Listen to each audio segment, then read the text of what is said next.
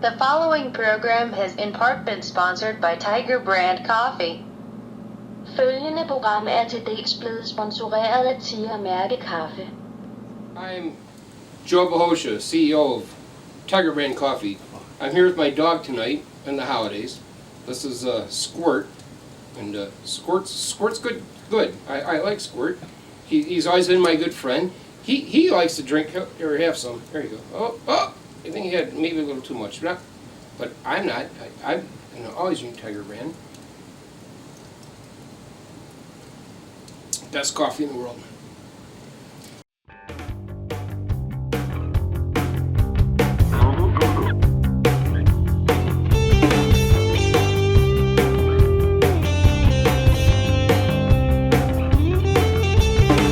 So much warmer in just a half hour since we've been here. In heated asphalt parking lots, the flora and the fauna.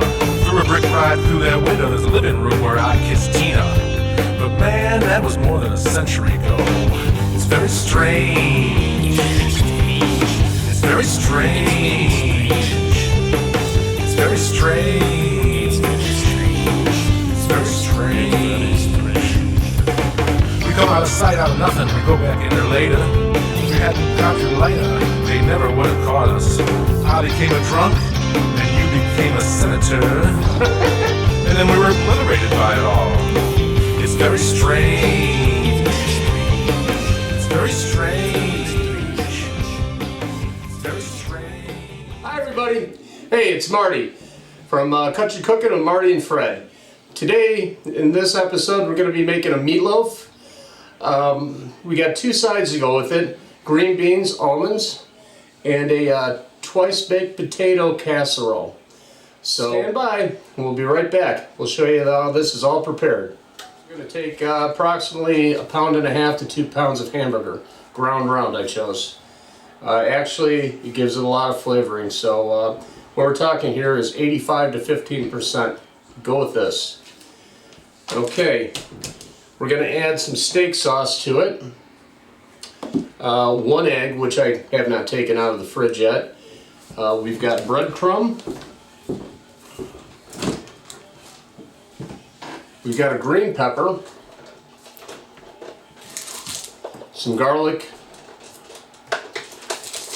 1 onion. Oh, camera guy's getting the egg. Hold on, he's got the egg. We got to show you the egg, in case you haven't seen what an egg looks like lately. Okay, eggs look like this.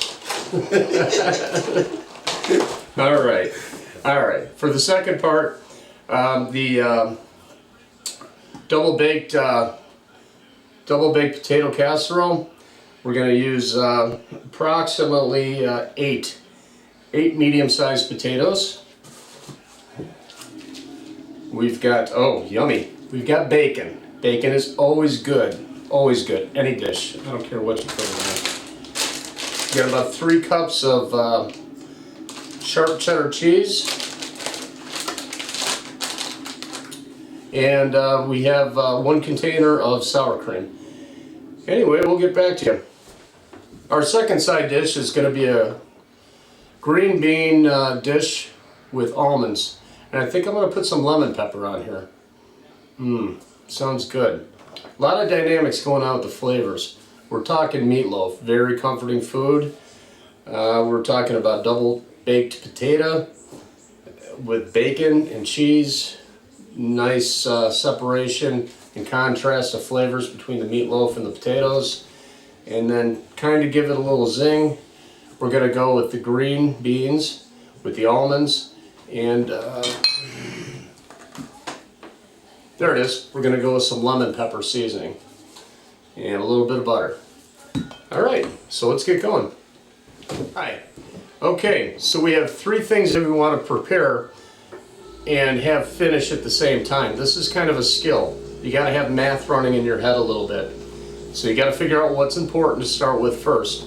We're going to start with our potatoes. Our potatoes are going to go in the oven for 1 hour.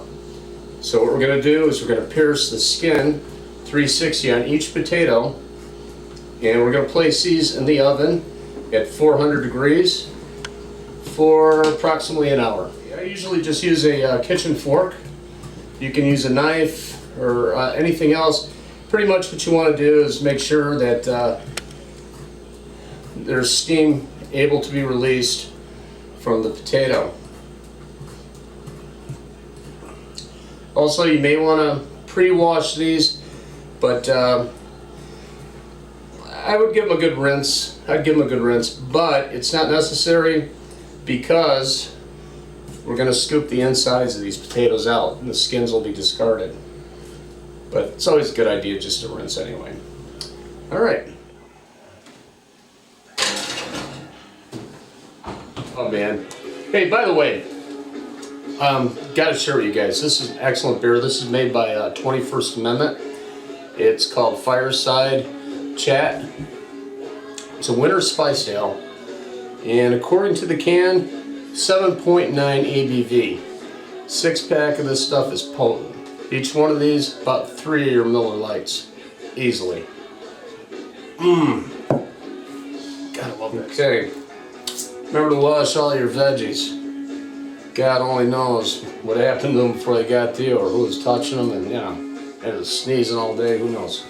Okay, there's my quick technique right here. Just take your knife and just kind of run it down the side. Take off any excess ribs. It's a little less conservative, but for all intents and purposes, I don't think you're really going to notice a difference. I think this will give us the amount of pepper that we need. So, here we go. We're going to do a dice cut that we're going to flatten the pepper out. We're going to do a dice cut. We're going to go as thinly as possible all through the width of the pepper.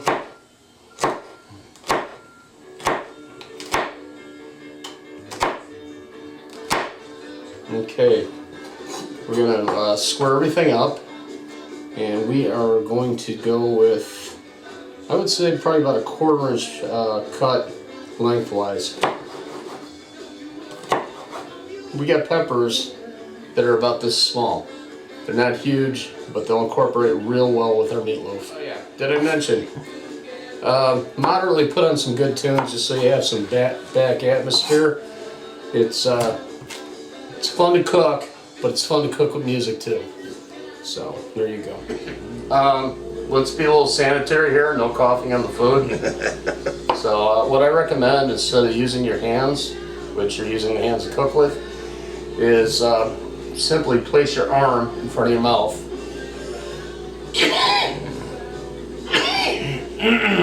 Okay. You're wondering why I'm coughing. It's not because I'm sick or have a cold. I'm actually trying to quit cigarettes and be able to maintain the lifestyle I always have. I just think it's time me and cigarettes have separated. They haven't done anything good for me. And I'm 47 and starting to realize that. Yeah, but hey, it was a good run. You know what? You can cook when you have a few beers in you or whatever. But I would never recommend to anybody, never ever put your hands after having, any form of alcohol or anything like that. Don't use power tools. Man, you can find yourself in a world of hurt from using power tools with beer in it, whiskey, whatever. So. Another safety tip from Marty of Country Cooking with Marty and Fred. Power tools and drinking don't mix, but cooking does. Oh man. What about drinking and cooking, Marty? I think it's a wonderful experience. You know what I mean? I'm in control. I don't have 14 amps of power and something going crazy on me. This is just me. I can flow with this. It's about flow. When you're dealing with power tools, you're on that level of flow. You better be paying attention. Of course, there are some items maybe in the kitchen that you might want to respect. I know you saw me last time on the pulled pork episode with a pressure cooker. Let me tell you folks, it looked like I was like not getting it and all that, but I understand safety, and I was doing my best there, and everything turned out wonderful. The main thing is to realize you need a sealed lid, that the safety valve works. You just need to pay attention, you know. All right, we got our peppers dice cut.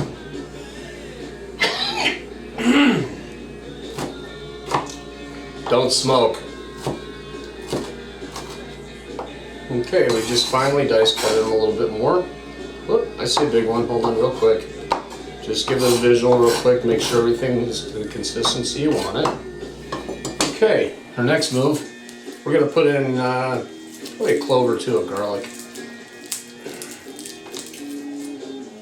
Okay, what you do is you take your garlic clove, give it a pop. The skin around it comes off very easily. Alright. Now you're going to notice on the edges there's a little bit of brown where the plant is attached to the garlic. You can take that off, just like an onion end or something like that. You don't want to eat that.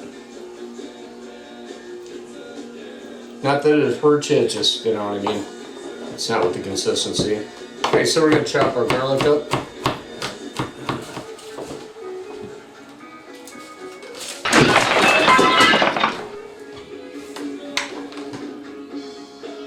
About 1/3 of a cup. Just go ahead and take a little bit of steak sauce, about 1/3 of a cup. This should give it a lot of flavor. Okay. I like to exhaust my products. I don't know if you've seen the prices on the shelves lately. So a little tap, tap, tap. Here we go. That should do it. Everything's out. Safe to throw away. What a value. Okay, everybody. Hey, it's time to construct our meatloaf. So we've chopped our onions, our green pepper, and our garlic. We're going to incorporate that into a bowl with our hamburger.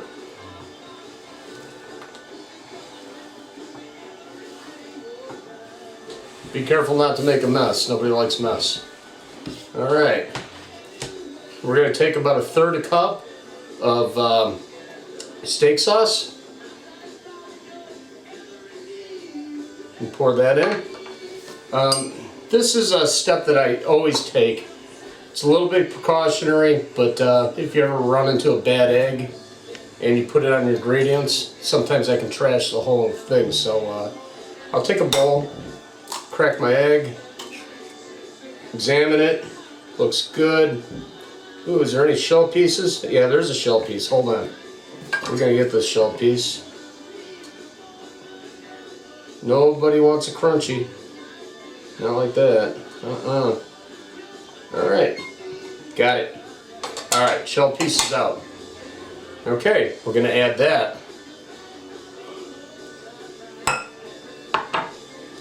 Next, we're gonna add about a cup of breadcrumbs. Alright. Look at this concoction. Kind of makes me remember the chemistry set I had as a kid. Alright, now it says, you know what, here's the thing. I would use probably about 1/2 cup of milk. I like to eyeball it. That feels like 1/2 cup. You may need a little bit more, but we're going to see. Okay, first of all, remember one thing, cleanliness is everything. You're going to put your hands in food that people are going to eat. Make sure your hands are washed. Proper hygiene is everything. Nobody wants to eat a gross person's food, okay? Alright. Here we go. Getting our hands all dirty. Oh wow, this is kind of cool. It's kind of like smushing your toes around in the mud. You ever do that? Alright. Give it a nice mix. Just keep mixing everything with your hands inside of a bowl. I did wash my hands before, previous, but I have to wash my hands again because I forgot certain ingredients. And here we go. Okay, I need to get some salt in here. Not too much. That's about 4 grinds. Okay. Got a new pepper shaker here. I get these for a song actually. I'll go to Aldi's, pay like maybe $1.50, $2. Comparatively to Jewel, who's gonna rip me off for about $6, $7 for the size, I'll make the special trip every time. All right, and a lot of pepper. We're not even gonna count the grinds.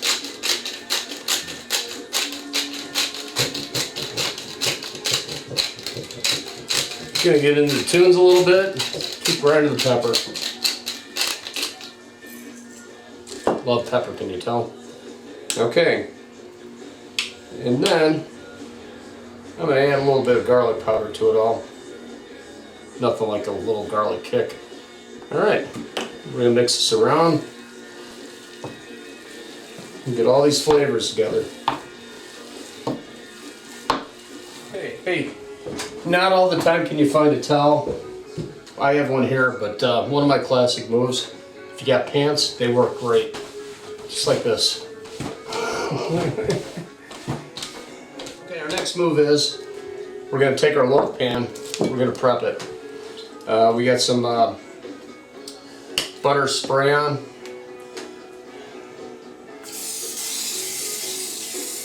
I'm gonna go through the loaf pan and just give it a nice little coat.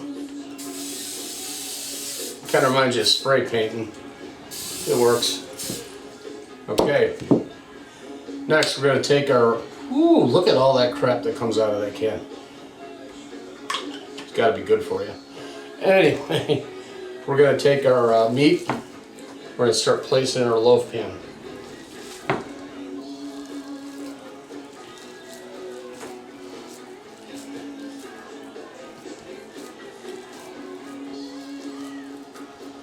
Okay, we're going to press down and shape.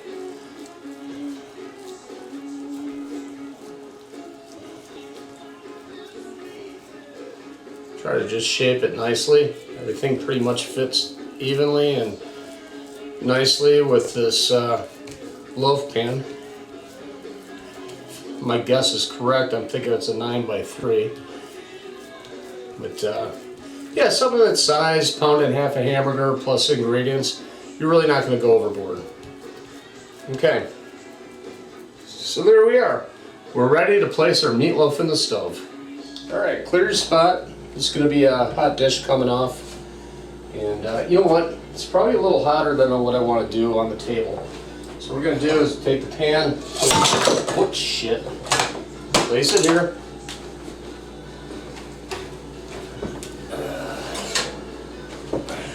Place our potatoes here and just let them cool for about 4 minutes. Nothing better than a good pair of oven mitts. Don't be afraid to make the investment. The consequences can be devastating. Plus you can do cool things with them. These I think I picked up for $11. They've kept me happy ever since.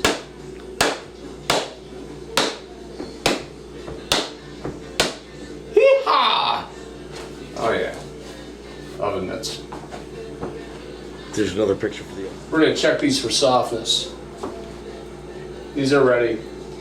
Okay, we're just going to let them cool a little bit to a point where we can touch them and work with them. So I'm guessing maybe about 5 minutes and we'll be right back. You know what? Out the window with you. All right.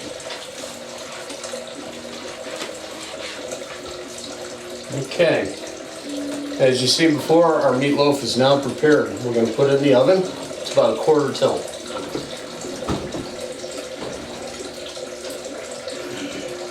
You know what? I'm thinking, you know what we're going to do?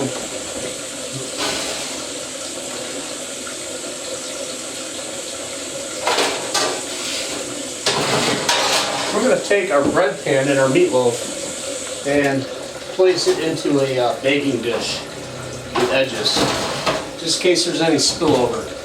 No need in having to clean that oven more than 3 times a year. You know what you're doing. Hey everybody. Hey, what we're going to do next here is prepare our bacon. I'm going to show you a technique. I'm sure a lot of people know this one, but it's one I use. Works fairly decent. I take about 3 paper towels with a full-size plate, and I begin to place about a pound of bacon onto the plate. The bacon will be used for double baked potato casserole. So, gonna get everything placed together. And let's get as much bacon on this as we possibly can. Doesn't always just have to be in strips across. What you can do is go the other way and place a few strips that way as well. Maximize the amount of bacon that you put on one plate.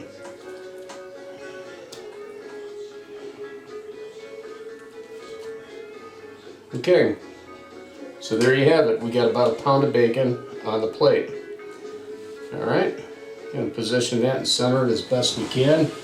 We're going to take an additional 3 to 4 paper towels, and we are going to square it up and place it right here.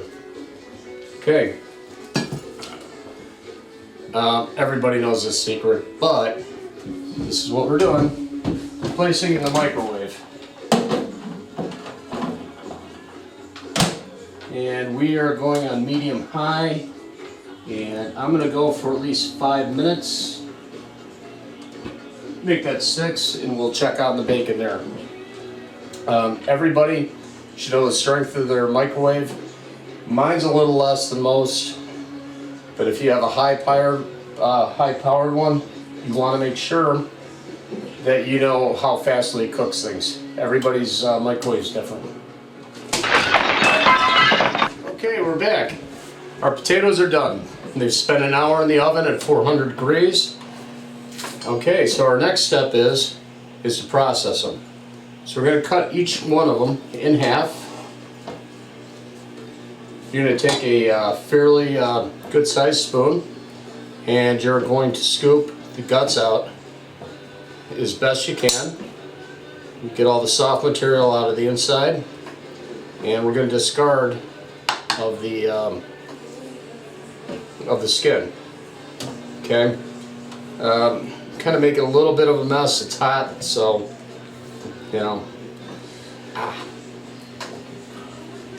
Alright, hold on. We're just trying to get as much of the guts out as we possibly can without leaving the skin in. You're going to go through all 8 potatoes like this. Maybe advisable just to wait for things to cool down a little more, but I figure I'd get away with what I'm getting away with, so here we go. Okay, just take your spoon, scoop in, scoop as much guts out as you can. Get that skin off there, put those guts in there. That's what we want to do. Alright. The following program has in part been sponsored by Tiger Brand Coffee. Følgende program er til dels blevet sponsoreret af Tiger Mærke Kaffe.